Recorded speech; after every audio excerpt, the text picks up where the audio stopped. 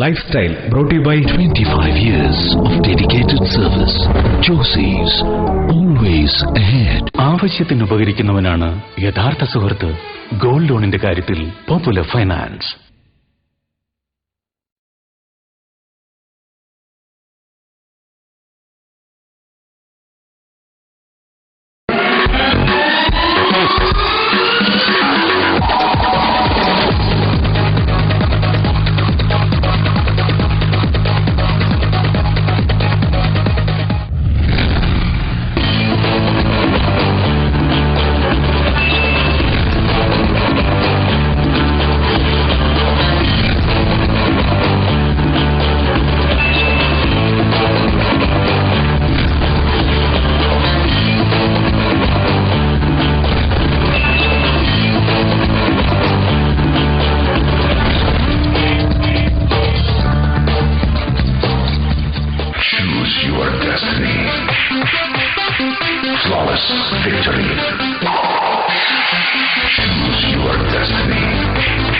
നമസ്കാരം. ലൈഫ് സ്റ്റൈലിലേക്ക് പ്രിയപ്പെട്ട പ്രേക്ഷകർക്ക് ഹാർദമായ സ്വാഗതം. ഗേറ്റ് വേ 100, ഇത് 99ാമത്തെ എപ്പിസോഡാണ് ലൈഫ് സ്റ്റൈൽ. ജീവിതത്തിന്റെ നാനാതുറകളിലെ നിരവധി പ്രമുഖ വ്യക്തിത്വങ്ങളാണ് ഇതേപോലെയുള്ള ഞായറാഴ്ചകളിലെ സുപ്രഭാതങ്ങളിൽ പ്രിയപ്പെട്ട പ്രേക്ഷകരുമായി അവരുടെ ജീവിതഗന്ധിയായ എക്സ്പീരിയൻസ് പ്രിയപ്പെട്ട പ്രേക്ഷകർക്കായി സമ്മാനിച്ചത്. ഈ 99ാമത്തെ എപ്പിസോഡിലും പ്രിയപ്പെട്ട പ്രേക്ഷകർക്കായി ലൈഫ് സ്റ്റൈലുമായി ഏറെ അഭേദ്യമായ ബന്ധമുള്ള വ്യക്തിയാണ് അതിഥിയായിട്ട് എത്തുന്നത്. Doctor B Jayaprakash, safety tech management ഡയറക്ടറാണ് അദ്ദേഹം. എങ്ങനെയാണ് നമ്മുടെ മനസ്സിനെ കടിഞ്ഞാണില്ലാതെ പായുന്ന എന്നെല്ലാം കവിവാക്യത്തിലൂടെ പറയുന്ന നമ്മുടെ മനസ്സിനെ എങ്ങനെയാണ് ദൃഢതയുള്ള ഒന്നാക്കി മാറ്റേണ്ടത്? സേഫ്റ്റി ടെക് മാനേജ്മെന്റിന്റെ ഡയറക്ടറായ അദ്ദേഹത്തിന്റെ വാക്കുകളിലൂടെ പ്രിയപ്പെട്ട പ്രേക്ഷകർക്ക് തീർച്ചയായും ഡിഫറന്റ് ആയിട്ടൊരു എക്സ്പീരിയൻസ് വിത്ത് ലൈഫ് സ്റ്റൈൽ ഉണ്ടാക്കിയെടുക്കാൻ സാധിക്കുമെന്ന് പ്രതീക്ഷിക്കുന്നു. ഹാർദമായി ഒരിക്കൽ കൂടി ഗേറ്റ് വേ 100 ആയ ലൈഫ് സ്റ്റൈലിന്റെ ഈ എപ്പിസോഡിലേക്ക് സ്വാഗതം. സേഫ്റ്റി എഞ്ചിനീയറിംഗിൽ കഴിഞ്ഞ 23 വർഷങ്ങളായി പ്രവർത്തിക്കുന്ന ഡോക്ടർ ബി ജയപ്രകാശ് തന്റെ കർമ്മപദ്ധതിയുടെ ഭാഗമായ വിദേശ പര്യടനത്തിന്റെയും ഗവേഷണത്തിന്റെയും ഇടയിൽ ശ്രദ്ധയിൽപ്പെട്ട മൈൻഡ് സെറ്റിംഗ് എന്ന വിഷയത്തെ സമഗ്രമായി പഠിക്കുകയും പരിശീലിക്കുകയും ചെയ്തതിന്റെ അടിസ്ഥാനത്തിൽ അനേകായിരങ്ങളാണ് സ്വന്തം മനസ്സിനെ തിരിച്ചറിഞ്ഞ് മൈൻഡ് പവർ ട്രെയിനിങ്ങിലൂടെ ജീവിതത്തിൽ വമ്പൻ വിജയം നേടുന്നത്. കേവലം 1-2 ദിവസത്തെ പരിശീലനത്തിലൂടെ ഏത് പ്രായക്കാർക്കും ഏത് വിദ്യാഭ്യാസ യോഗ്യതയുള്ളവർക്കും ലളിതമായി മനസ്സിലാക്കി സ്വന്തം മനസ്സിനെ ട്യൂൺ ചെയ്ത് നിങ്ങളിപ്പോൾ അനുഭവിക്കുന്ന സകല കഷ്ടതകളും മാറ്റി ഒരു പുത്തൻ ജീവിതം പ്രദാനം ചെയ്യുന്നു. ഓരോ മേഖലയിലെ പരിശീലകർക്കും തനതായ ശൈലിയും സവിശേഷതകളുമുണ്ട്. മൈൻഡ് സെറ്റിംഗ് ട്രെയിനിങ്ങിൽ അത്തരത്തിൽ വേറിട്ട ഒരു പ്രതിഭാശാലിയാണ് ഡോക്ടർ ബി ജയപ്രകാശ്. സേഫ്റ്റി എഞ്ചിനീയറിംഗിൽ ഡോക്ടറേറ്റ് നേടിയ ഇദ്ദേഹം കാലിഫോർണിയ ഹിപ്നോസിസ് ഇൻസ്റ്റിറ്റ്യൂട്ട് ഓഫ് ഇന്ത്യയിൽ നിന്നും വിദഗ്ധ പരിശീലനം നേടി തന്റെ 1/4 നൂറ്റാണ്ട് പിന്നിട്ട കർമ്മപഥത്തിൽ നിന്നും നേടിയ അറിവിനെയും അനുഭവ സമ്പത്തിനെയും സമന്വയിപ്പിച്ചുകൊണ്ടുള്ള ഈ ട്രെയിനിംഗ് ലഭിക്കുന്ന ഏതൊരു വ്യക്തിയും ചുരുങ്ങിയ നാൾ കൊണ്ട് ജീവിതത്തിൽ വളരെയേറെ നേട്ടങ്ങൾ കൈവരിക്കുന്നു. നമസ്കാരം. ലൈഫ് സ്റ്റൈലിലേക്ക് പ്രിയപ്പെട്ട പ്രേക്ഷകരെ ഹാർദമായ സ്നേഹസ്വാഗതം ചെയ്യുന്നു. എന്തുകൊണ്ടും ലൈഫ് സ്റ്റൈൽ എന്ന പേരിന് അനുയോജ്യമായ ഒരു വിഭവമാണ് പ്രിയപ്പെട്ട പ്രേക്ഷകർക്ക് ഇന്നത്തെ ബ്രേക്ക്ഫാസ്റ്റ് ആയി നൽകുന്നത്. മഹാകവി വള്ളത്തോൾ എഴുതിയ പദ്യശകലം എന്തുകൊണ്ടും ഇന്നത്തെ ലൈഫ് സ്റ്റൈലുമായി അഭേദ്യമായ ബന്ധമുണ്ട്. കാലത്തിലർത്ഥം നിശയായി കഴിഞ്ഞുപോം, ലീലകളാടിക്കുറഞ്ഞോരിടകൾ പോം, കാലമതിന്റെ കനത്ത കരം കൊണ്ടു ലീലയായൊന്നു പിടിച്ചു കുലുക്കിയാൽ താനേ പതറിക്കൊഴിഞ്ഞുപോം ബ്രഹ്മാണ്ഡ പാദപൂക്കളാം താരങ്ങൾ കൂടിയും. ജീവിതത്തിൽ എത്ര കാലം ജീവിച്ചിരുന്നാലും അതിന്റെ പകുതി കാലം രാത്രിയും കുറച്ചുകാലം ബാല്യമായും പോയി കഴിഞ്ഞാൽ കാലം അതിന്റെ കനത്ത കരം കൊണ്ട് ഒന്ന് പിടിച്ചു കുലുക്കിയാൽ 1 സെക്കൻഡ് കൊണ്ട് തീരാവുന്ന ജീവിതത്തെ പിടിച്ചു നിർത്തുന്നതും ജീവിത പ്രേരകമാകുന്നതും മനസ്സു മാത്രമാണ് എന്ന തിരിച്ചറിവാണ് മഹാകവി വള്ളത്തോൾ നൽകുന്നത്. ഇന്നത്തെ ലൈഫ് സ്റ്റൈലിലൂടെ സേഫ്റ്റി ടെക് മാനേജ്മെന്റിന്റെ സാരഥി ഡയറക്ടർ ഡോക്ടർ ബി ജയപ്രകാശാണ് നമ്മളോടൊപ്പം ഒത്തുചേരുന്നത്. നമുക്കറിയാം, ജീവിതത്തിന്റെ വിജയവും പരാജയവും വളർച്ചയും തളർച്ചയും എല്ലാം തന്നെ ആശ്രയിച്ചിരിക്കുന്നത് മറ്റൊന്നിനെയുമല്ല, ആരോഗ്യത്തെ പോലുമല്ല, മനസ്സിന്റെ ആരോഗ്യത്തെയാണ്. ദീർഘകാലമായി എങ്ങനെയാണ് മനസ്സും നിത്യജീവിതവും തമ്മിൽ ബന്ധപ്പെട്ട് കിടക്കുന്നത്, ഈ ബന്ധം ഏത് രീതിയിലാണ് വലിയ വലിയ പ്രസ്ഥാനങ്ങൾക്ക് മാത്രമല്ല ഒരു കുഞ്ഞു മനസ്സിന് വരെ ജീവിക്കാനുള്ള ഒരു ഊർജം സമ്മാനിക്കുന്നത്.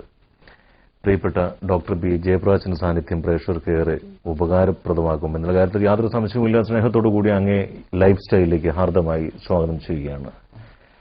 ഈ വള്ളത്തോളിന്റെ കവിതയെല്ലാം സൂചിപ്പിക്കുന്ന പോലെ തന്നെ മൈൻഡ് സെറ്റിംഗ് ആണ് ഇന്ന് എല്ലാവരും പരാജയപ്പെടുന്ന ഒരു കാര്യം. ഇന്ന് നമ്മുടെ നിത്യകാഴ്ചകളിൽ പത്രമാണെങ്കിലും ശരി, ദൃശ്യമാണെങ്കിലും ശരി, ഒരു പ്രഭാത കാഴ്ചകൾ ഒരിക്കലും മനസ്സിന് ആശ്വാസം പകരുന്നതല്ല. അതേപോലെ തന്നെ അതിസങ്കീർണമായ നിരവധി തിരമാലകൾ പോലെ തന്നെയാണ് ഓരോ വ്യക്തിയുടെ മനസ്സും സംഘർഷഭരിതമാണ്. ഈ മനസ്സിനെ ഊർജ്ജമുള്ളതാക്കി മാറ്റുക എന്നതാണ് യഥാർത്ഥത്തിൽ ഈ അടുത്ത കാലത്തായി ഏറെ പേർക്ക് പ്രയോജനം ചെയ്യുന്ന, ഏറെ കമ്പനികൾക്ക് പ്രയോജനം ചെയ്യുന്ന ഈ ഒരു പ്രസ്ഥാനം സേഫ്റ്റി ടെക് മാനേജ്മെന്റ് അങ്ങ് വിഭാവനം ചെയ്യുന്നത്. ഒന്ന് ചോദിച്ചോട്ടെ, ഏത് രീതിയിലാണ് ഒരു വ്യക്തിയുടെ മനസ്സിനെ തിരിച്ചറിയാൻ ആ ഒരു മൈൻഡ് സെറ്റിംഗിന്റെ പ്രാരംഭ നടപടികൾ തുടങ്ങി വെക്കാനായിട്ട് കഴിയുക? ആക്ച്വലി മൈൻഡ് സെറ്റിംഗ് എന്ന് പറയുമ്പോൾ തന്നെ ആ വാക്കിന്റെ പിന്നിൽ തന്നെ സസൂക്ഷ്മം നമ്മൾ നോക്കുമ്പോൾ അറിയാം മനസ്സിനെ സെറ്റ് ചെയ്യുക എന്നുള്ളതാണ്. അപ്പോൾ തീർച്ചയായിട്ടും മനസ്സെന്താണ് എന്ന് നമ്മൾ അറിയണം. അതൊരു വസ്തുവല്ല, ഒരു അവയവമല്ല, നമുക്ക് കാണാൻ സാധിക്കില്ല. പക്ഷെ എല്ലാവരിലും ഉണ്ട് എന്ന് നമ്മൾ ഉറച്ചു വിശ്വസിക്കുകയും ഓരോ ദിവസവും എടുത്തെടുത്ത് മനസ്സ് നമ്മൾ പറയുകയും ചെയ്യും. അപ്പം നമുക്ക് വളരെ സുപരിചിതം ആണ് എന്ന് നമ്മൾ വിശ്വസിക്കുന്ന പല കാര്യങ്ങളുമാണ് നമുക്ക് അല്പം പോലും അറിവില്ലാത്ത തലത്തിൽ നിൽക്കുന്നത്. അടിസ്ഥാനപരമായിട്ട് മനസ്സ് എന്ന് പറഞ്ഞാൽ ചോദിച്ചാൽ what you are thinking that you are, എന്താണോ നിങ്ങൾ ചിന്തിച്ചുകൊണ്ടിരിക്കുന്നത്, ചിന്തയുടെ ആധിക്യം എത്രത്തോളം അത് പോസിറ്റീവാണോ നെഗറ്റീവാണോ നിങ്ങളിൽ എപ്പോഴും നിലനിൽക്കുന്നത്, കുടികൊള്ളുന്നത്, അതാണ് നിങ്ങളുടെ മനസ്സെന്ന് പറയുന്നത്. അപ്പം മൈൻഡ് എന്ന് പറയുന്നത് ബഞ്ച് ഓഫ് തോട്ട്സ്. നമുക്ക് ചിന്തിക്കാതിരിക്കാൻ പറ്റില്ല. ഉണരുമ്പോൾ മുതൽ വന്നും പോയി നിൽക്കുകയാണ് ലക്ഷോപലക്ഷം ചിന്തകൾ. അപ്പം ഈ ചിന്തകളെ എങ്ങനെ നമുക്ക് രൂപാന്തരപ്പെടുത്തിയെടുക്കാം എന്നുള്ളതാണ്. അപ്പം ഓരോ വ്യക്തികളുടെയും ജയപരാജയങ്ങൾ എന്ന് പറയുന്നത് അവന്റെ മനസ്സിൽ നിന്നും ഉദയം ചെയ്യുന്ന ഓരോ ചിന്തയും ആശ്രയിച്ചാണ്. തീർച്ചയായിട്ടും. അപ്പം ഈ ചിന്തകളെ സ്ക്രീൻ ചെയ്ത് സിസ്റ്റമാറ്റിക്കായിട്ട് നമുക്ക് ഉപയോഗപ്രദമാകത്തക്ക രീതിയിൽ അനുകൂലമായി ആക്കിയെടുക്കുക. അതായത് നല്ല ഒരു പോസിറ്റീവ് മനസ്സിനെ നമ്മൾ സ്വയം സൃഷ്ടിച്ചെടുക്കുക. അതുകൊണ്ടാണ് പലപ്പോഴും നമ്മളുടെ രാജ്യങ്ങൾ തന്നെ ഭരിച്ചിരിക്കുന്ന പല മഹാരഥന്മാരും രാഷ്ട്രത്തലവന്മാരും അവരൊന്നിൽ മാത്രം അല്ലെങ്കിൽ അവരുടെ ആ മേഖലയായിട്ട് ബന്ധപ്പെട്ട് മാത്രം ഫോക്കസ് ചെയ്ത് അവരുടെ ചിന്താധാരയെ വളർത്തിയെടുത്ത് മനസ്സിനെ ഡെവലപ്പ് ചെയ്യുന്നതിന്റെ ഫലമായിട്ടാണ് വലിയ വലിയ വ്യക്തിത്വങ്ങളായിട്ട് മാറുന്നത്. നമ്മുടെ സമൂഹത്തിൽ കാണുന്ന നിരവധി വ്യക്തിത്വങ്ങൾ അങ്ങനെ തന്നെയാണ്. പുറമേ നിന്നൊന്നും നമുക്ക് ആരും നേടിത്തരില്ല. അവനവൻ ഉയരണമെന്നുണ്ടെങ്കിൽ അവനവൻ മാത്രം വിചാരിച്ചാലേ സാധ്യമാവുള്ളൂ. സേഫ്റ്റി ടെക് മാനേജ്മെന്റ് എന്ന ഒരു സംരംഭം തുടങ്ങുന്ന സമയത്ത് ഏത് രീതിയിലാണ് ഇത് കാലോചിതവും സന്ദർഭോചിതവുമാണ് ഈ തലമുറയ്ക്ക്, പ്രത്യേകിച്ച് ഈ കാലഘട്ടത്തിൽ ജീവിക്കുന്ന ഒരു വ്യക്തിക്ക് ആവശ്യം വേണ്ട ഒന്നാണ് എന്ന തിരിച്ചറിവ്, ഇങ്ങനെയൊരു സംരംഭത്തിന്റെ ആവിർഭാവം അതിന്റെ ഒരു അമരക്കാരനായിട്ട് മാറുമ്പോൾ എന്ത് തോന്നുന്നു? ഓക്കെ, വളരെ നല്ലൊരു ക്വസ്റ്റ്യനാണ് ചോദിച്ചത്. കാരണം കഴിഞ്ഞ 10-23 വർഷക്കാലങ്ങളായി സേഫ്റ്റി എഞ്ചിനീയറിംഗ് മേഖലയുമായിട്ട് ബന്ധപ്പെട്ടുള്ള പ്രവർത്തനങ്ങളാണ് ഞാൻ കാഴ്ചവെച്ചിരുന്നത്. അപ്പോൾ ഇതിനകത്ത് വളരെ പ്രധാനപ്പെട്ട ഒരു വിഷയമാണ്, പ്രത്യേകിച്ചും വിദേശ രാജ്യങ്ങളിൽ വളരെയേറെ ഫോക്കസ് ചെയ്യുന്നൊരു വിഷയമാണ് ബിഹേവിയർ ബേസ്ഡ് സേഫ്റ്റി മാനേജ്മെന്റ് എന്നത്. അതായത് എല്ലാ സ്ഥലങ്ങളിലും സുരക്ഷയ്ക്ക് വേണ്ടിയിട്ട് പല പല സംവിധാനങ്ങൾ ഉണ്ടെങ്കിലും കോടിക്കണക്കിന് രൂപയുടെ ഇൻസ്റ്റലേഷൻസ് ഉണ്ടെന്ന് പറഞ്ഞാലും നിരവധി ലെജിസ്ലേറ്റീവ് ഫംഗ്ഷൻസ് അവിടെ നടപ്പിലാക്കുന്നുണ്ടെന്ന് പറഞ്ഞാലും അവിടെയുള്ള ആൾക്കാർ സ്വമേധയാ സേഫ്റ്റി കാര്യങ്ങൾ നോക്കിക്കണ്ട് ചെയ്യാൻ ഉള്ള മനസ്ഥിതി കാണിച്ചില്ല എങ്കിൽ അവിടെയുള്ള എല്ലാ സംവിധാനങ്ങളും പരാജയത്തിലേക്കാണ് പോകുന്നത്. അപ്പം അതുകൊണ്ട് തന്നെ മനസ്സിന് പരിവർത്തനം നടത്തിയെങ്കിൽ മാത്രമേ എന്തെല്ലാം സംവിധാനങ്ങളുണ്ടെന്ന് പറഞ്ഞാലും അത് ഫലവത്തായ രീതിയിൽ ഉപയോഗിക്കുകയുള്ളൂ. അപ്പം അതുകൊണ്ട് തന്നെ ഈ മേഖലയിലുള്ള ഒരു ടോപ്പിക്കായിരുന്നു BBSM എന്ന് പറയും, ബിഹേവിയർ ബേസ്ഡ് സേഫ്റ്റി മാനേജ്മെന്റ്. ഒരു എക്സാമ്പിളിലൂടെ അതിനെ വിശദമാക്കിയാൽ നമ്മൾ സാധാരണ റോഡുകളിലൊക്കെ ഉപയോഗിക്കുന്ന സേഫ്റ്റി, അതിനു വേണ്ടിയിട്ടുള്ള ഹെൽമറ്റുകൾ ഇപ്പോൾ നമ്മളെല്ലാം ധരിക്കാൻ നിർബന്ധരാകുന്നത് സ്വാഭാവികമായിട്ടും പെനാൽറ്റിയോ അല്ലെ പോലീസുകാരെ പേടിച്ചിട്ടായിരിക്കും. പക്ഷെ ഒരു വ്യക്തി ബൈക്ക് എടുക്കുന്നതിന് മുമ്പ് തന്നെ, കീ പരതുന്നതിന് മുമ്പ് തന്നെ ഹെൽമറ്റാണ് തപ്പുന്നതെങ്കിൽ സ്വതസിദ്ധമായിട്ട് വരുന്ന സേഫ്റ്റിയുടെ കാഴ്ചപ്പാടാണ്. അപ്പോൾ ഇൻഡസ്ട്രികളിലെല്ലാം നമ്മൾ 100% ആവശ്യമായി വരുന്നു ഈ ഒരു തിരിച്ചറിവാണ്, ഈ ഒരു ഉൾക്കാഴ്ചയാണ്. 25 years of dedicated service. Josie's, always ahead.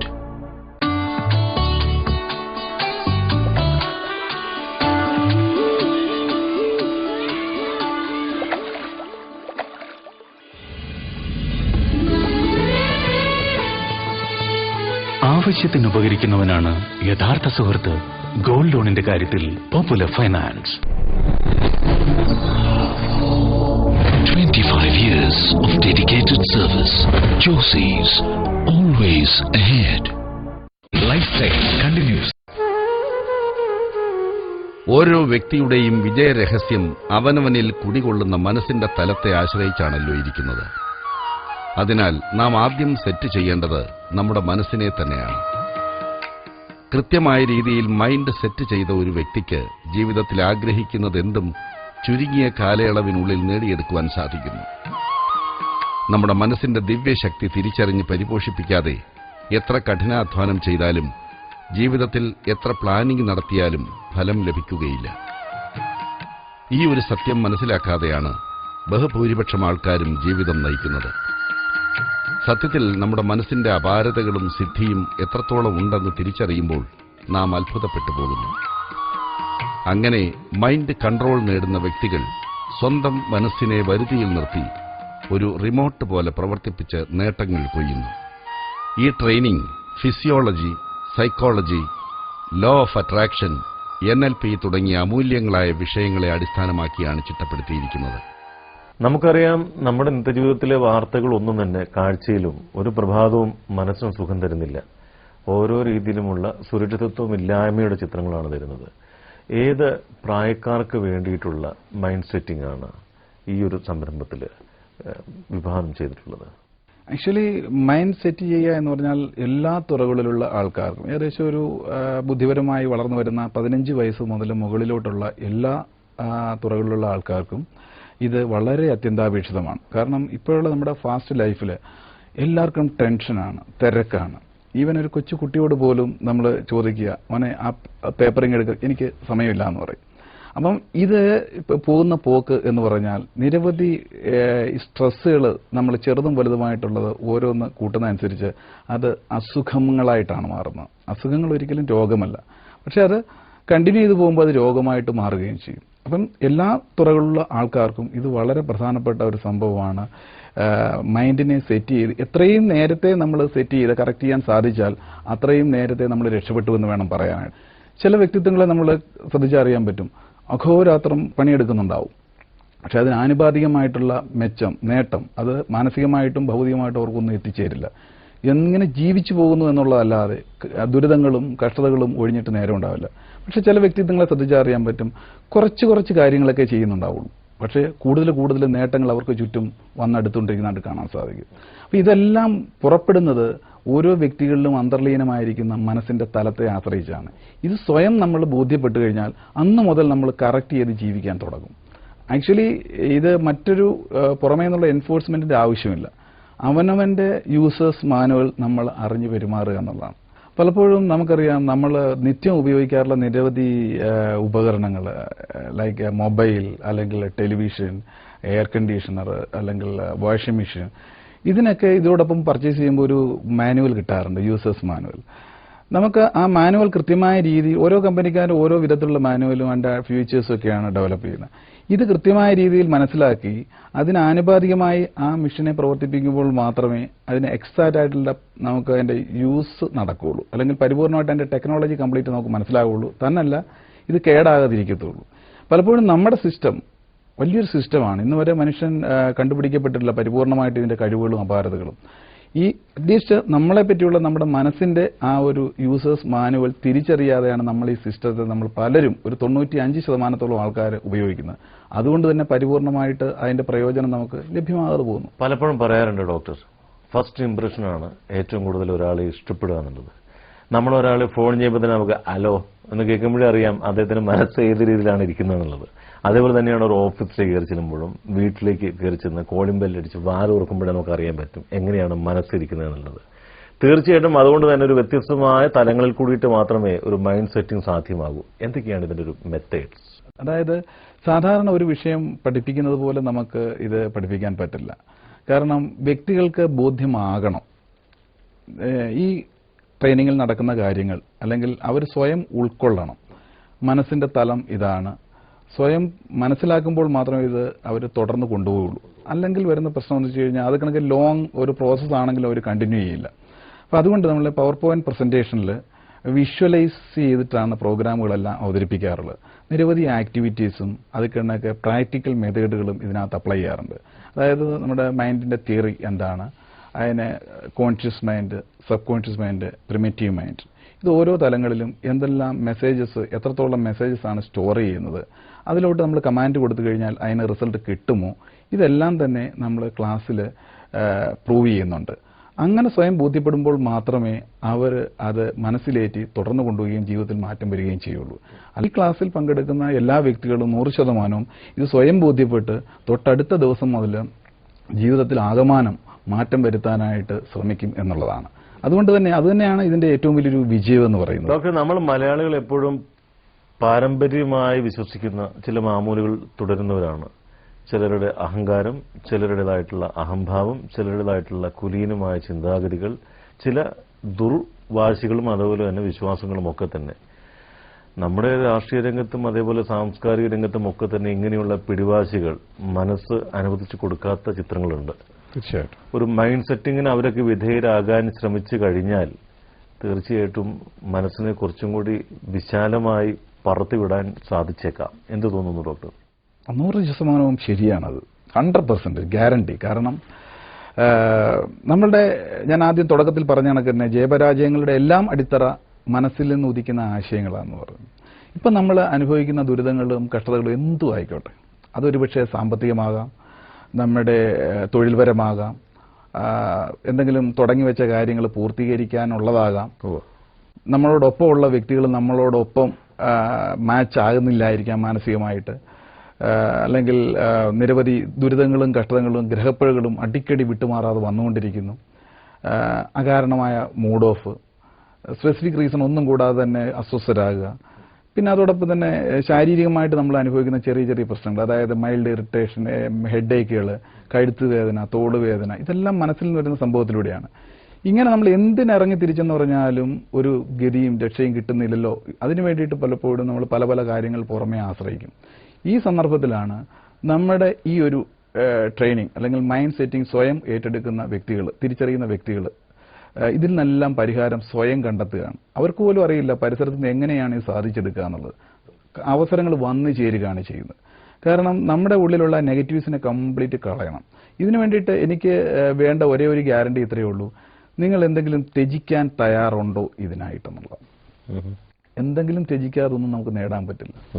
ഇപ്പം നമ്മൾ കടയിൽ പോയൊരു സാധനം വേണം, ഇപ്പം നമുക്കൊരു ചായ കുടിക്കണമെന്നുണ്ടെങ്കിൽ അതിന്റെ പിന്നിൽ കുറേ ത്യജനങ്ങൾ ആവശ്യമുണ്ട്. നടക്കണം, പാല് വാങ്ങണം, പൈസ കൊടുക്കണം, അത് ബോയിൽ ചെയ്യണം, അങ്ങനെ കറക്റ്റ് പ്രൊപ്പോർഷൻ കൊടുത്തു കഴിയുമ്പോൾ നമുക്ക് അതിന്റെ റിസൾട്ട് കിട്ടുക. നമ്മുടെ ഓരോ മൂവ്മെന്റ്